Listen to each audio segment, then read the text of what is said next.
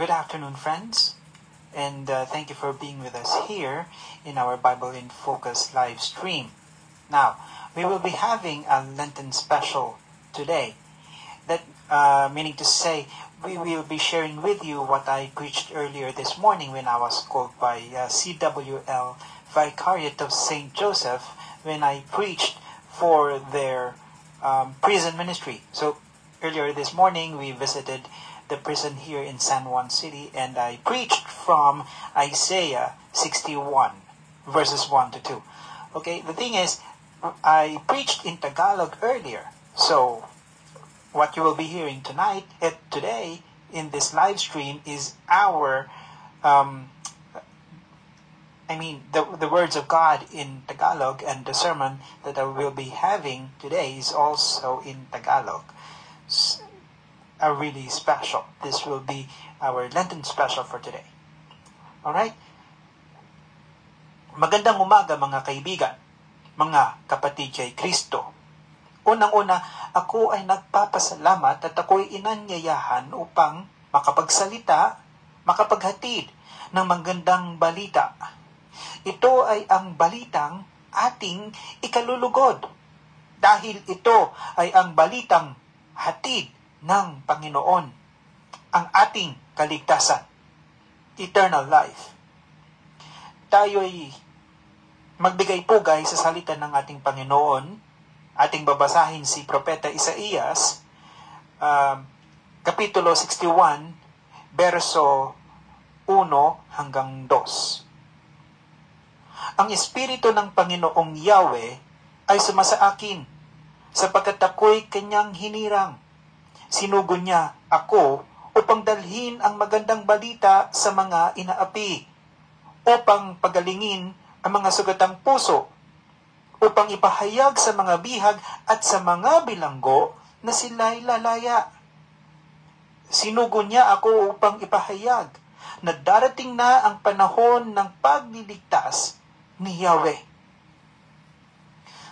Tayo'y magbuklod-buklod at manalangin sa may kapal. Sa ngalan ng Ama, ng Anak, ng Diyos, Espiritu Santo. Amen. Buksan ninyo, Panginoon, ng aming puso at inyong tamnan ng inyong banal na salita. Bigyan ninyo kami ng pagkakataong himayin ng inyong kautusan. Inyong tibayin ang aming pagkatao sa pamamagitan ng Espiritu Santo. Amen. Ang pamagat ng ating mensahe ngayon ay ang ating kaligtasan. Kung ating babalikan ang tekstong ating binasa ngayon lang, inyong alalahanin na ito mismo ang mga salita na binasa ni Hesukristo noong siya ay nasa kanyang bayan ng Nazaret. Iisa lamang ang konteksto ditong sulat ni Isaías na siyang pinatotoo ng ating Panginoong Jesus. Inyong matatanong, paano? Ang Gospel, buhat kay Lucas, ang Ebanghelyo, buhat kay Lucas, ay magbibigay linaw dito. Aking ibabahagi sa inyo ang nakasulat kay Lucas. Lucas, Kapitulo 7, versikulo 22. At ito ang nakasulat. Kaya'y sinabi niya sa mga sugod ni Juan, bumalik kayo kay Juan at sabihin ninyo sa kanya ang inyong nakita at narinig. Nakakakita ang mga bulag, nakakalakad ang mga pilay, gumagaling at lumilinis ang mga kitongin, nakakarinig ang mga bingi, muling nabubuhay ang mga patay, at ipinararangal at pinapangaral sa mga dukha ang magandang balita.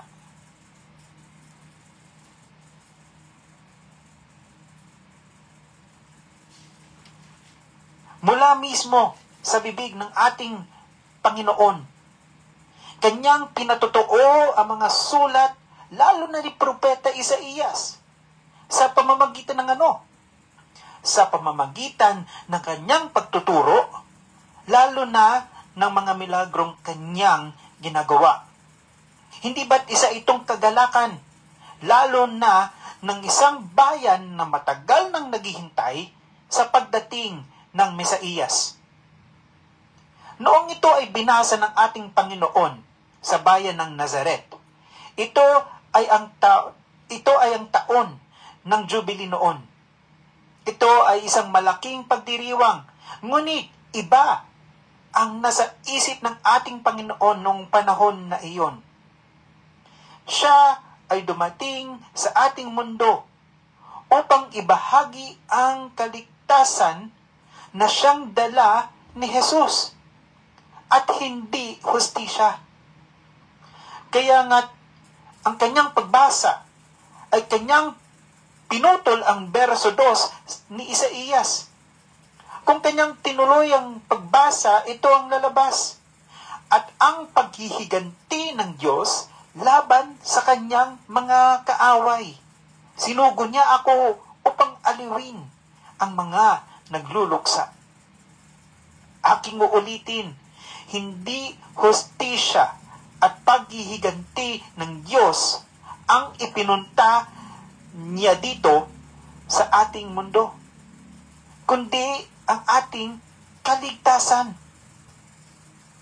Juan, aking ibabahagi sa inyo ang Ebanghelyo ni Juan. Juan 3:16 hanggang 17.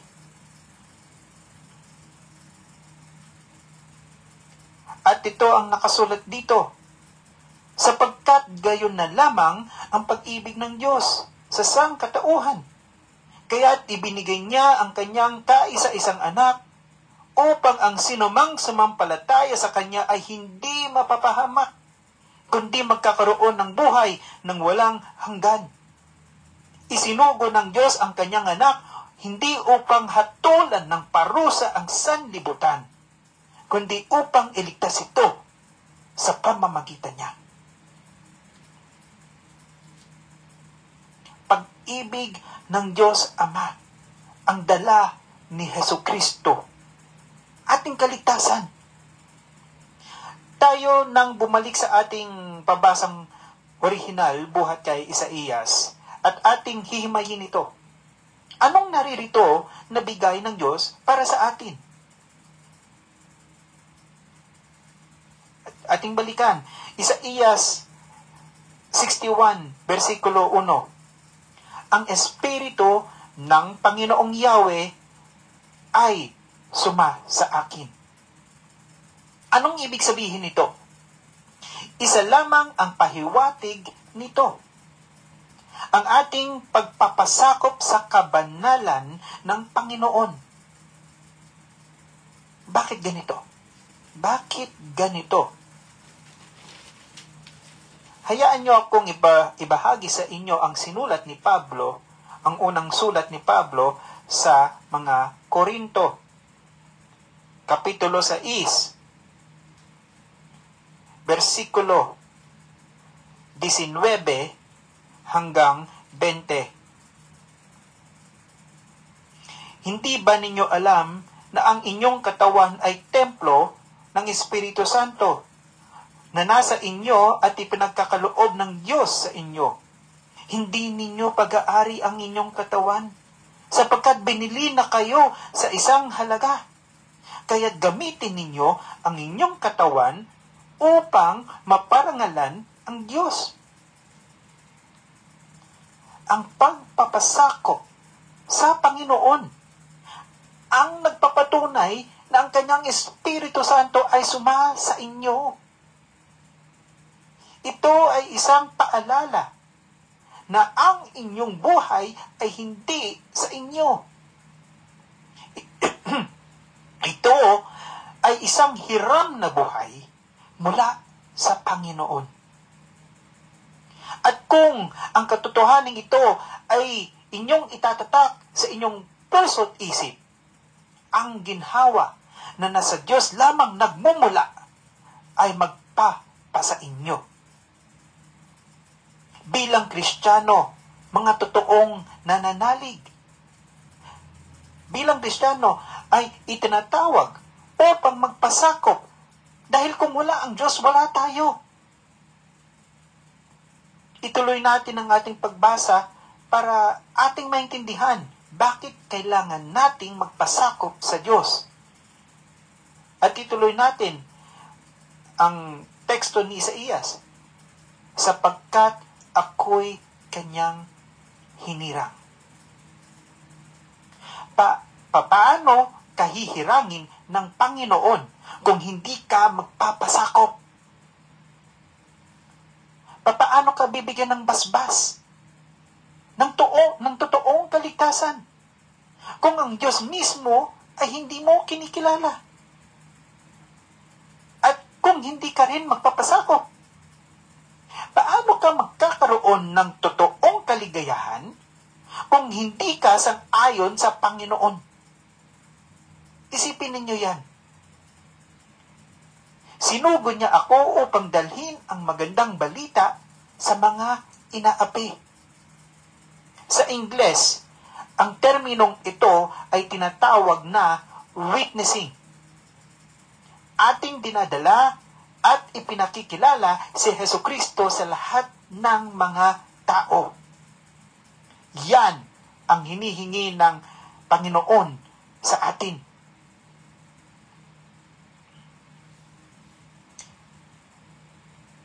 Aking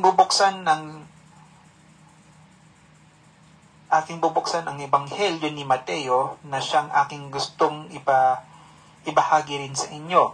Mateo Kapitulo 28, verso 18 hanggang 20. Lumapit si Jesus at sinabi sa kanila, ibinigay na sa akin ang lahat ng kapangyarihan sa langit at sa lupa. Kaya't humayo kayo. Gawin ninyong alagad ko ang mga tao sa lahat ng mga bansa. Bautismohan ninyo sila sa pangalan ng Ama at ng Anak at ng Espiritu Santo. Turuan ninyo silang sumunod sa lahat ng iniutos ko sa inyo. Tandaan ninyo, ako'y laging kasama ninyo hanggang sa katapusan ng mundo. Kayo ay nandirito ngayon. Ito ang ilagay ninyo sa inyong isip. Ang sitwasyon ninyo ngayon, ito ay ang inyong personal na purgatorio. Personal purgatory. Bakit ko ito nasabi? Sa Ingles, ang purgatorio ay buhat sa salitang purge, purging, cleansing, kalinisan. Kayo ay kailangan dumaan sa apoy upang lumakas at kuminang. Na para bang ginto, let your faith be as the fire-tried gold. Dahil kayo ay hinahanda sa mas higit pa ng Panginoon. Yan ang inyong ilagay sa inyong puso't isip.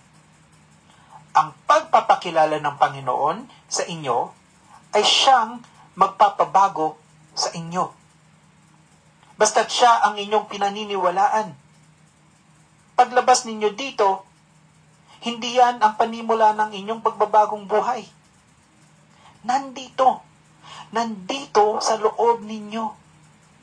Dito magmumula ang inyong pagbabagong buhay. Basta't dala ninyo ang Panginoon dito sa puso't isip. Hanggang sa paglabas ninyo dito. Ito ang tanging hangad ng Diyos para sa inyo. Na siya ay inyong daladala at ito'y kanyang inaasahan sa inyo. Dala ng inyong pagbabago, ipakilala ninyo ang Panginoon sa lahat ng mga tao. Yan ang Ebanghelyo ng buhay. Dala nito ang bagong pag-asa, hindi lamang para sa inyo, kung hindi para sa lahat ng mga tao.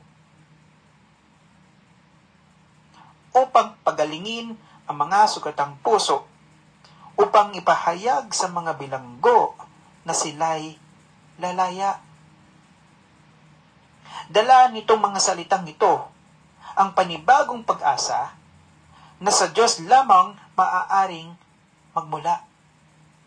At dahil ito ay binibigay sa inyo, ang inyong sariling paggaling, sa inyong paglaya, kayo ay inaasahan ng Panginoon nang magbigay sa iba ng ng bagong pag-asa.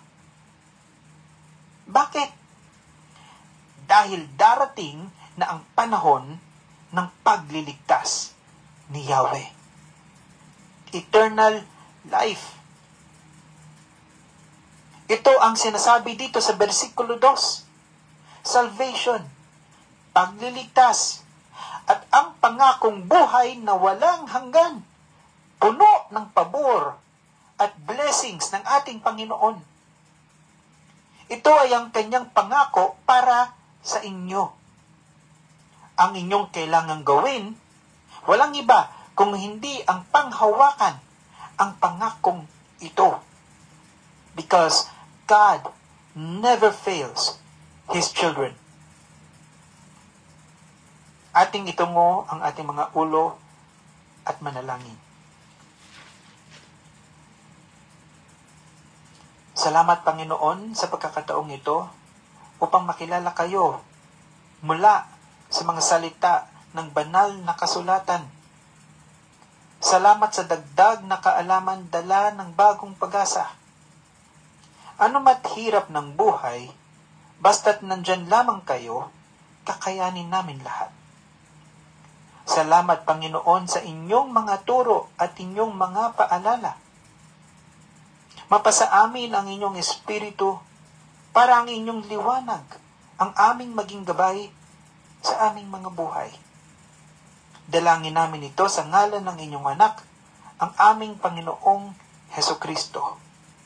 Amen at amen. Kami nagpapasalamat at kayo'y nakibahagi dito sa aming live stream ng Bible in Focus. At itong unang beses na tayo'y magkatagalog sa ating live stream using our Tagalog Bible. In anyways, ang nais naming iparating sa inyo na patuloy pa rin ang ating Bible raffle.